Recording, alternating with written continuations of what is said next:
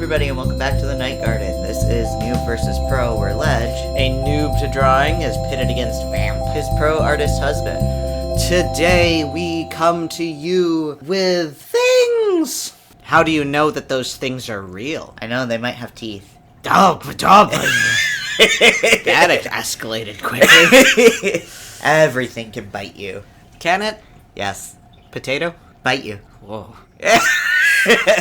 Potato bite back. Today we wanted to take a crack at designing our own mimic monsters. So for those that might not know what a mimic is, mimics typically are treasure chests in dungeons that actually are filled with teeth. So we both took that concept and designed our own mimics.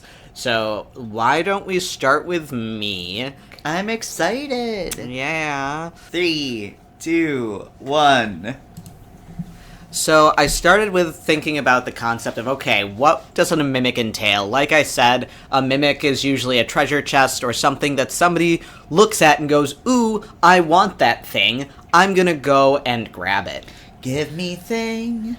So a mimic is like trying to be discreet because it's a monster. Look at you doing this perspective stuff. Look at this perspective stuff. I absolutely fail at perspective. I realize now, why didn't I just grab and copy and paste the shapes that I already made, and then I would have the lines and the arrangement and the correct angles. And I was like, I'm gonna make it hard on me and eyeball it. This is just what you do. I mean, a couple of months ago, you were doing everything by hand. Yeah. So. But, yeah, I took a look and I thought, okay, what is something that people would probably look at and then go like, ooh, I want to grab that, but is, like, discreet enough that nobody would go, oh, that's clearly a monster. Because that's what a mimic is, right? They're trying to lure somebody in so that they don't get attacked, as well as they get to eat something. Absolutely. So, what is... obviously, you picked something completely different, but, I was kind of thinking, okay, like, in our modern age, this is a modern age mimic kind of thing. So, what in our modern age would somebody see and go, ooh, I'm gonna go and grab that?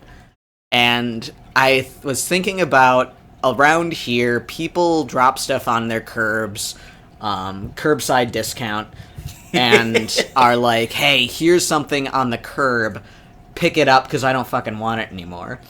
And so I was like, what could I see what you're doing. What could possibly be so enticing on the side of the road? You frickin' Pisces, you. And recently, this was actually something that was gifted to me. From a roadside discount. From a roadside discount. Yep. Someone literally threw out an aquarium. Yep. And our friends were like, hey, do you want this? And the dangers of an aquarium that you see on the side of the road is it going to have leaks? Is it going to be, covered in grime and smudge and crud? Did something die in it with a disease? Yeah, was it diseased? And that's why they threw it out. So... And, of course, the stereotypical and awful decor of the SpongeBob SquarePants decorations inside.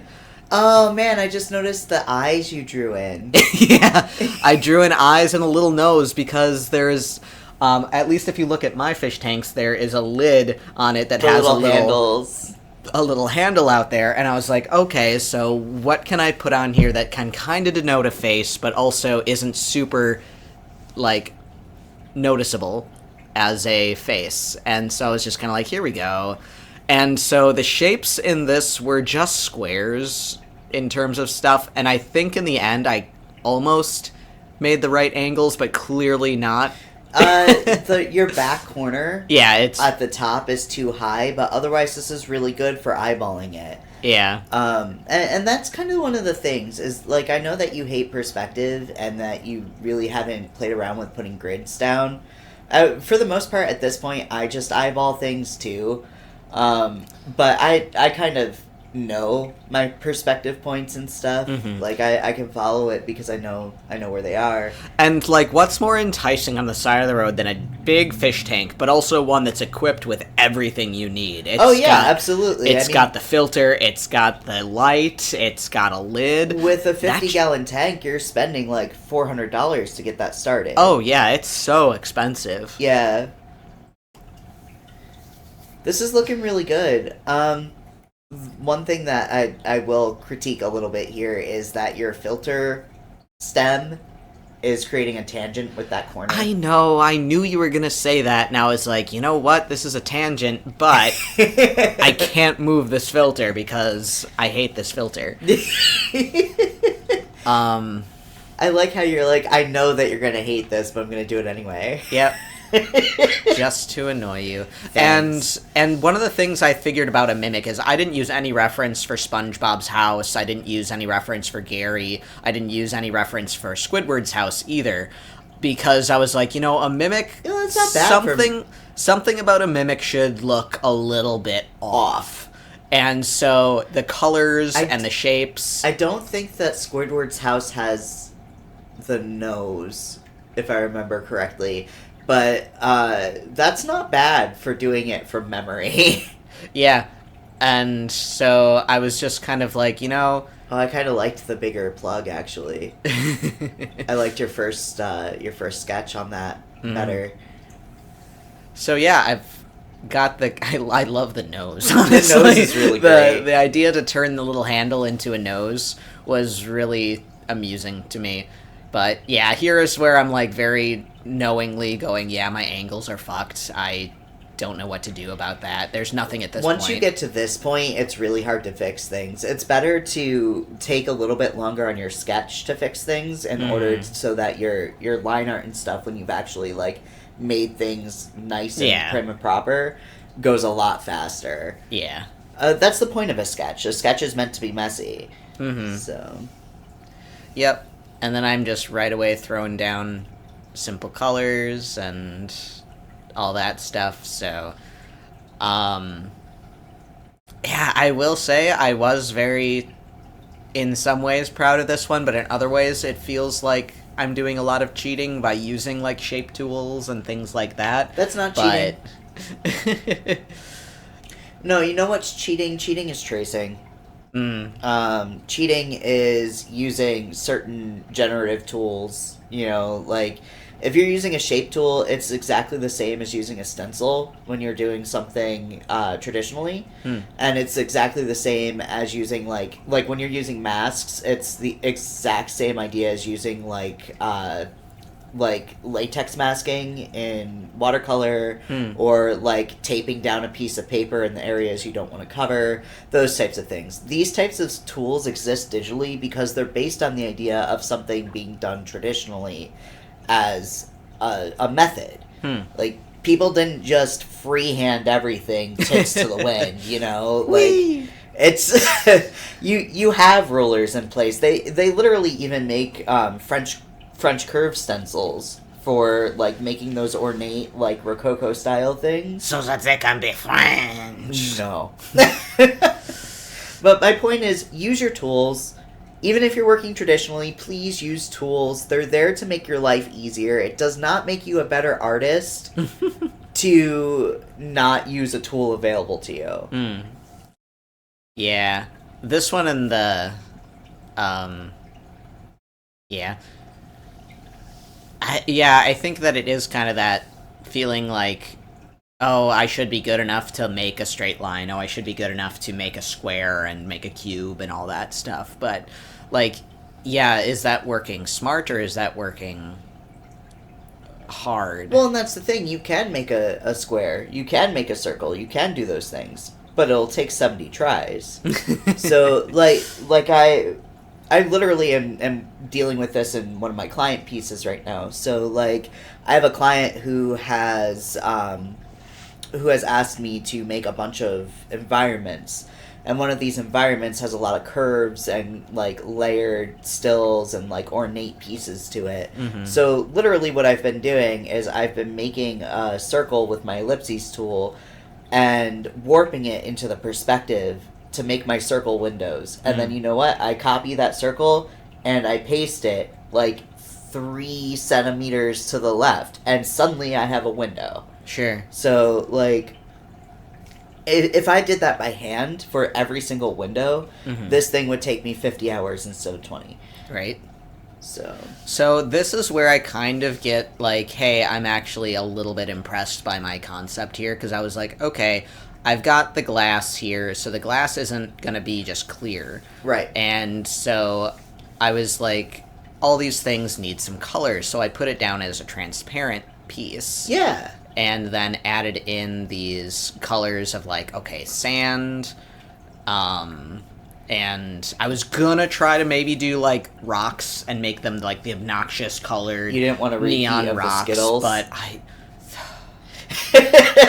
they're M&Ms and Reese's Pieces, but thank you. Yes, I did not want to do another Gremlins. Every single episode we do of this, I mention the Gremlins. That thing is, like... That thing is infamous. If you have not watched the Gremlins, please. Ooh, nice idea with the algae. Yeah, I was like, there's no indication that there's a corner back there, but Yeah, algae kind of happens and forms at the edges because that's a little bit harder to clean. Yeah. And so I ended up griming up and mucking up the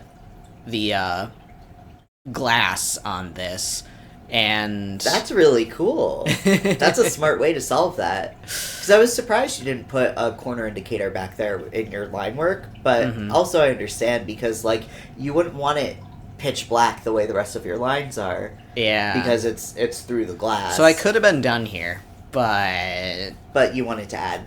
I said... Look at you! But I said, this is a curbside discount item. So you need to make the curb. There needs to be a curb. Look at you. So I ended up being like, how do I do this kind of thing? And just kind of add in some grass and then add in a little bit of background. Then I was like, shoot, this is going to block those lines. That doesn't make sense. Put that section on a layer behind it.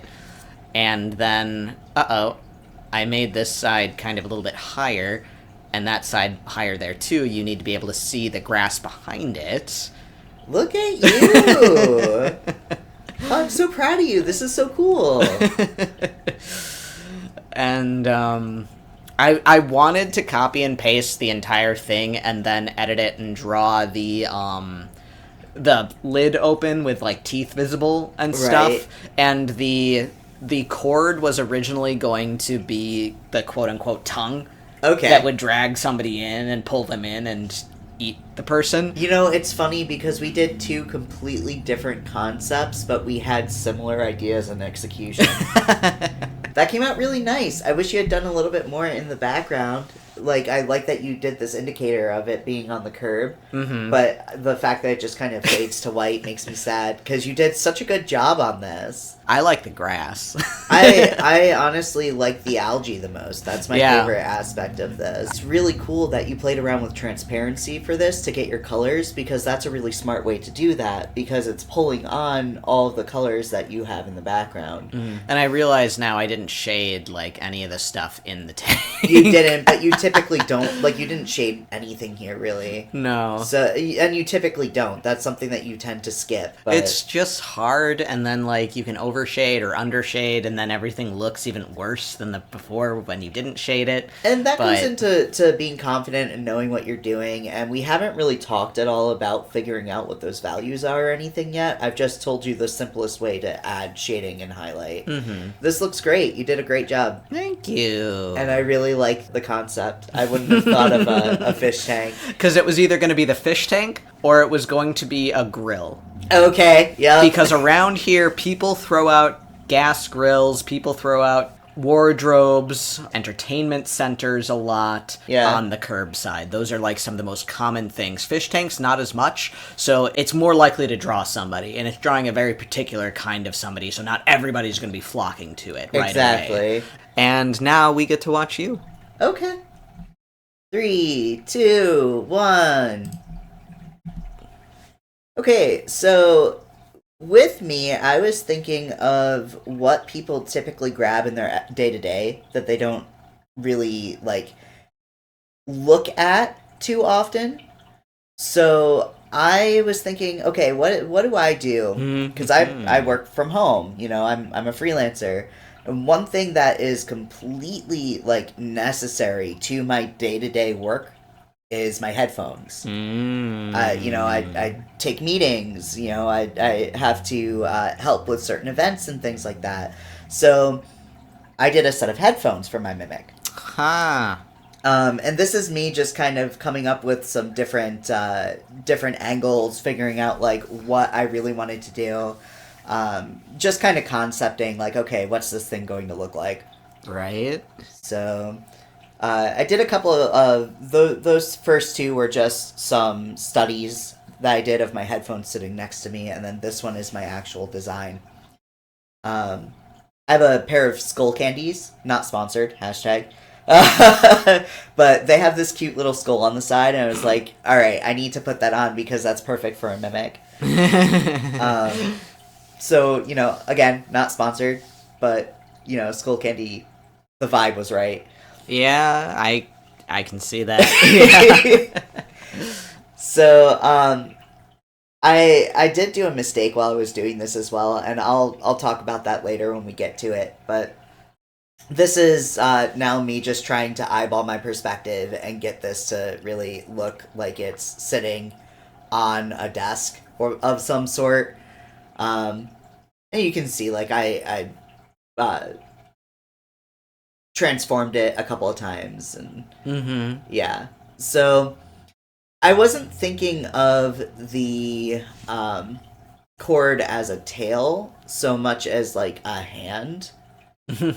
But I do have it draped in such a way to make it feel like a tongue. I do add like more obvious characteristics later. So yeah, I did what you were planning to do in that I have a little square at the top later of my non-obvious mimic. Oh, okay. And just showing them as headphones. And then this is my obvious mimic. How does it bite? So it waits until you put them on your ears, and then the bar that goes over your head is actually where its mouth is. So the bite happens at the top of your skull. Oh, yeah. God. That's just... So if you look closely, you can see the teeth on the other side of the bar as well. Yeah. And then I made a mistake here. So what I should have done was line it on the big one and then shrink it down. What I did was I lined it on the small one and then sized it up. And when I did that, I transferred it into a vector layer, which got rid of some of my detail. But in the end, you really can't tell. It's just I personally know that I did that, and I don't like that I did that because it sacrificed some of my detail. Everything you tell me, and then it's like, here, let me just... To be fair, I am currently suffering pretty intensely from burnout, and I do not want to draw right now. Like, I've been struggling through some burnout for the last couple days. Yeah. So, like... This is being recorded shortly before we're taking a vacation. I will be fine. And it'll be totally seamless, but you can tell that, like, I did not have my best design skills here. I was just like, alright, I need to, you know, throw something together. What's a thing that I could make a really cool mimic? Mm-hmm. You know, there are 3 things on my desk that I can choose from. This is the thing that'll be the coolest. Yeah. It's funny, because you're like, okay, what's, like, nearby me that can possibly murder me at any moment? Yeah, basically. And I'm like, what could I find on the side of the road that might slaughter me and I never drive home? Like... What would I personally stop for? You mentioned other items on your desk. What else were you possibly thinking about? I was looking at potentially doing a watercolor pan, and I was looking at doing a notebook. A notebook? Where's its stomach? In the spine. Really coily stomach. Yeah. Oh. But yeah, that was kind of my thought process here. A lot of this is just me thickening up my lines and, making sure that I'm happy with how it looks and that kind of stuff. Right. Um, Yeah, I didn't think about the exterior line thick bit in this most recent one. I did notice that, like, some of the lines were way fatter and thicker than I wanted them to be, and I was just kind of like, but I was lazy and I didn't want to care about it. well, and typically when I'm working smart and not hard, unlike this, I would just use a thicker brush for my outside things and not, go over it 15 times. I would just do it once. But Right. because I'm in the middle of burnout, I'm not thinking while I'm drawing. I'm just kind of autopilot. And like that's something that like I try very hard not to hit. Unfortunately, I had a little bit too much on my plate in June, and it got away from me, and now I'm dealing with the consequences of that. But Gee, wow, Willikers, the consequences of my own actions. I know, right? Who could have thunk? But I was gonna say something, and now I can't remember what I was gonna say. I'm sorry. That's fine. But yeah, I was gonna say, like, with mine, I was thinking about it, and there's not actually anything inside of my mimic. Yeah. It's all just a design on the front of it that makes it look like it's 3D on the inside. Yep. Which is, like, are they chameleons? They can just change their shapes and colors to best fit their... It could be a bit of a glamour, maybe. Magic to make it look like it's see-through, even though it's not. Right. But I thought it was... The image of somebody, like, reaching into or, like, picking up a fish tank and then having, like, the thing chomp their head is just really funny to me. It's a la, like, James from Team Rocket getting eaten by the victory bell. By the victory kind bell. of thing. Just every once in a while, he's just sitting there with it on his head, and then he's just like, oh, blah, blah, blah, blah. Which is so funny because they're based off of Nepenthes pitcher plants, and they have digestive juices in their freaking Oh, of course they do. bells, so... Yeah, well, yeah, it's literally trying to eat him. Yeah. Because he's underleveled. I'm so sad. This is the main detail that got messed up from switching things to Vector. The skull didn't look nearly as nice. Did you not redraw it then? No, I switched it to a Vector layer and then just copied and pasted. And then redid I don't the know parts what that needed. means. So a vector layer, when you are drawing, you start in a raster layer, which basically means that as you, like, it's a set number of pixels that, like, will blurry and go, like, gross if you resize. So by turning it into a vector layer, what I was doing was I was basically telling it to keep the pixels smooth. Yeah. And,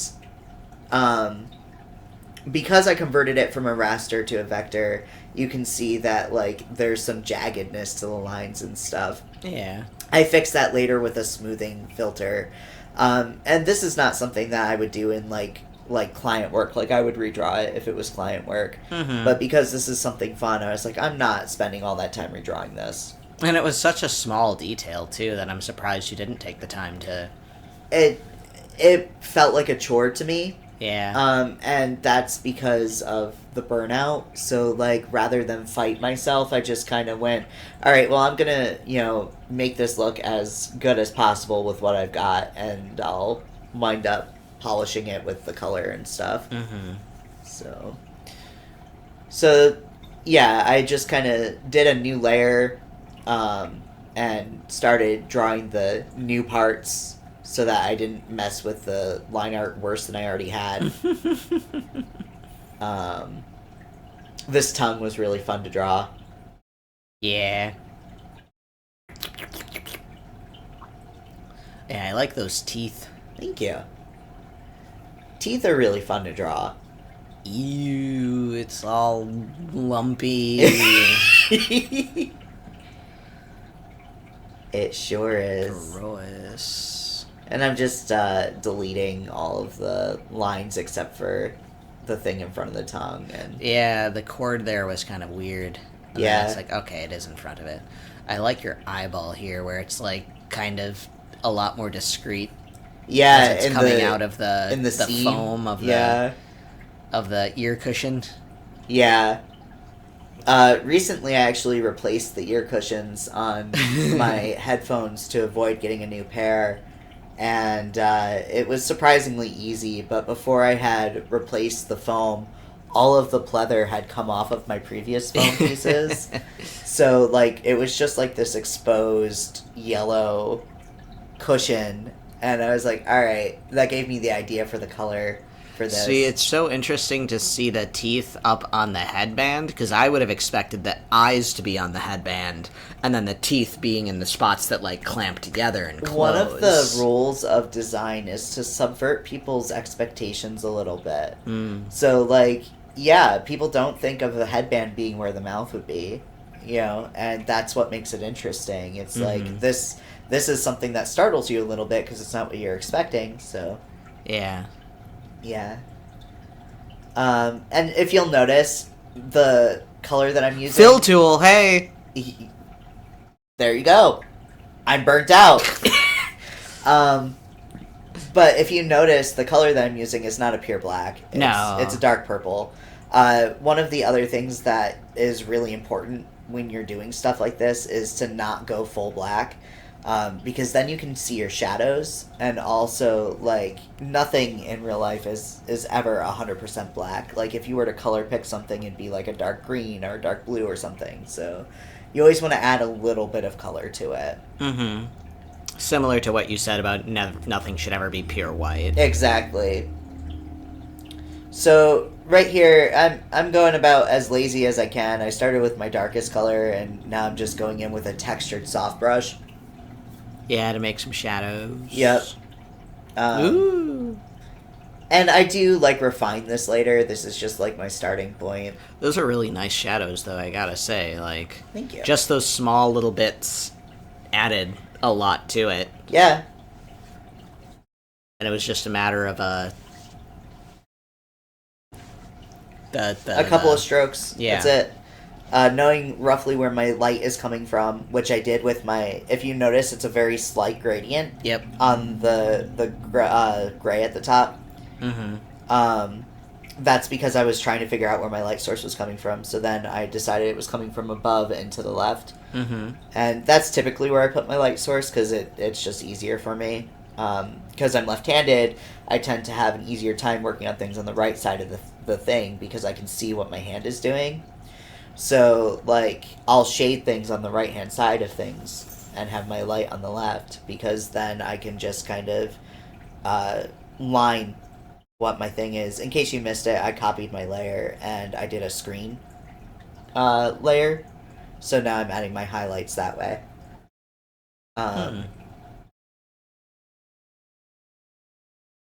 Oh, so you can color outside of the lines without worrying about messing up the rest of it? No. Basically, what I did is I started with my shadows and then went lighter as I went. So, when I did my screen layer, I'm just erasing. I did a mask so that I can... Or, no, I didn't do a mask. I should have done a mask. What I did was I just erased. And the reason why there's a difference there is erasing is destructive, doing a mask is non-destructive. So, like, it's not a huge difference if you're, like, paying attention and just, like, you know, accidentally erase something you don't want to erase and then just backspace one or two times. But if you have something that you didn't actually want to erase and you notice it, like, 500 strokes later, then instead of having to redo that entire thing, I can just refill that in on the mask and not have to do all that extra work again. This is why I use masks and clipping masks, because it makes your life so much easier if you're doing a lot of changes very quickly. Right.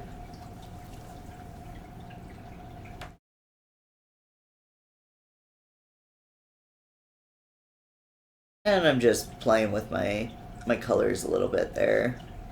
Right. And I mean, this is only on the small one, too. You haven't even touched the large one, right? Yeah, I wanted to get the small one done first.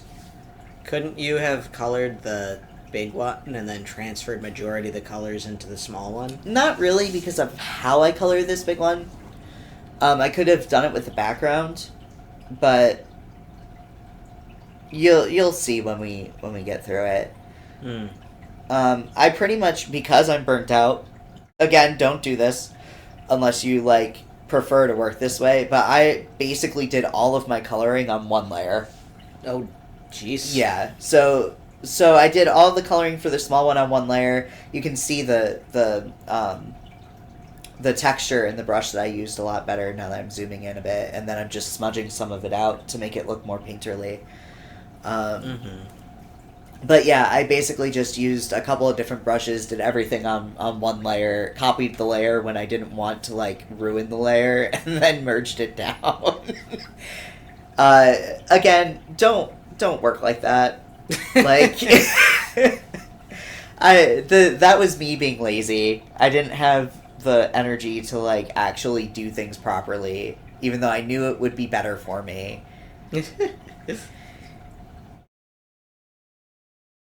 And again, I just made like, I'm making screen layers and stuff like that to add pop and shine, and because I didn't start with a pure black, it's adding color to my black, albeit a lot less of color than if it was like a mid-tone or something like that. So, alright.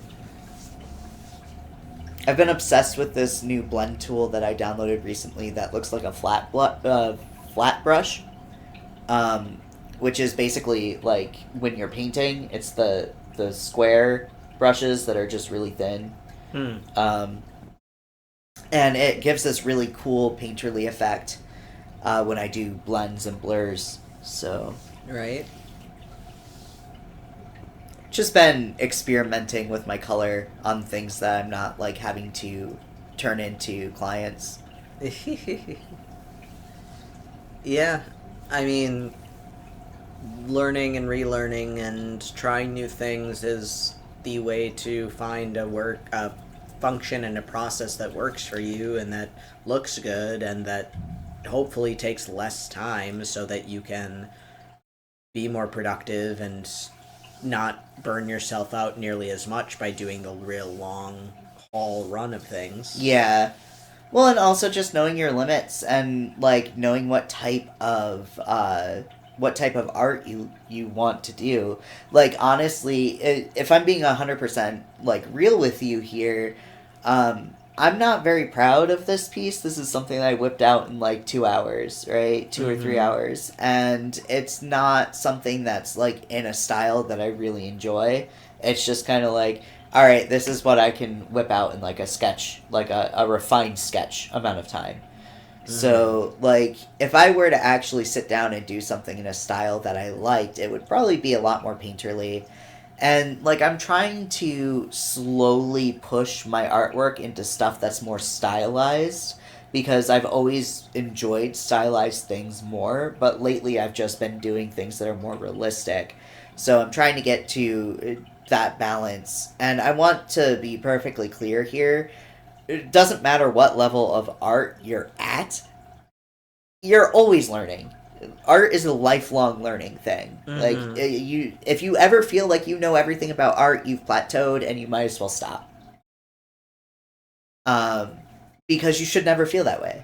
You know, like I've been doing art for semi-professionally since 2009, because that was when I started college, but professionally for 4 years.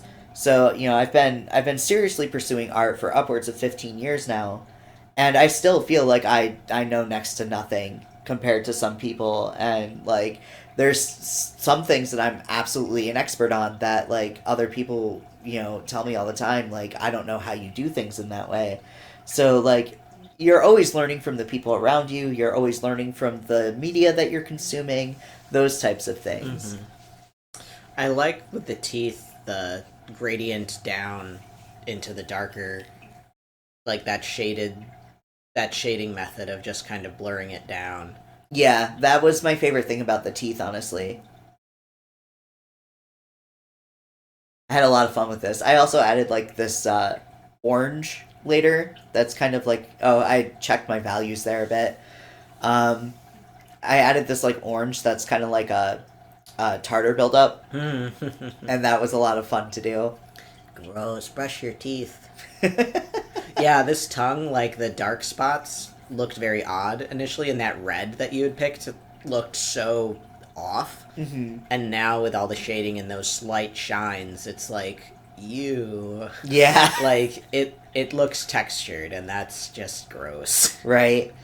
And you know, if I really cared enough yeah, to push this, I probably could have done a full render of it, but I did not. Yeah, I thought you would have fun with this because it's a monster. I had a ton of fun, don't get me wrong. It's something. Yeah, I had a ton of fun. Like, don't get me wrong. That's not what I'm saying here. Yeah, adding a little bit more definition and just kind of making it spooky. Yeah. I like the eyes. Like, initially I was also concerned about the color of the eyes, and then it's like, nope. Oh, it's so cool.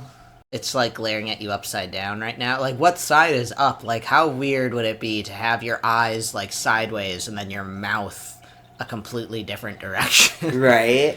The cool thing about those headphones is that you can turn them so that if you push that headphone inward, it would be looking at you right side up. Literally being able to move how your eyes are showing. Are there another pair of eyes on the other ear? I was thinking about it, yeah. Ugh. Because that's the thing about mimics, is you can have eyes literally everywhere. You have teeth literally everywhere. Yeah. Yeah. But yeah, I had a lot of fun with this, and I wish that I wasn't burnt out while doing it, because I probably would have spent a lot more time on this. Oh man, here are our mimics. They are watching out for their next meal, so next time you reach for your headphones, double check to make sure it's not gonna bite you.